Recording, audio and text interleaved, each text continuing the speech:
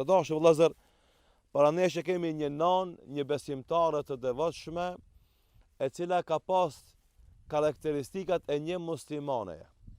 E kemi thonë në të gjitha varimet e prindërve tanë, se kur vim në varimin e tyre, e kemi shumë ma lehtë për ta shprej ngushëllimin ton për mungesën e tyre, sepse ata vetë kanë punu për këtë moment.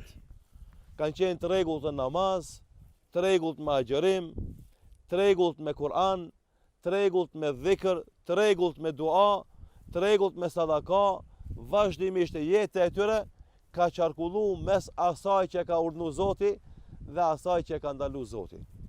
Dhe kur i bim tani edhe i fusim në varr, edhe ngelen ata të vetmuar, vinë ato veprat e mira që i kanë bërë dhe i shoqërojnë.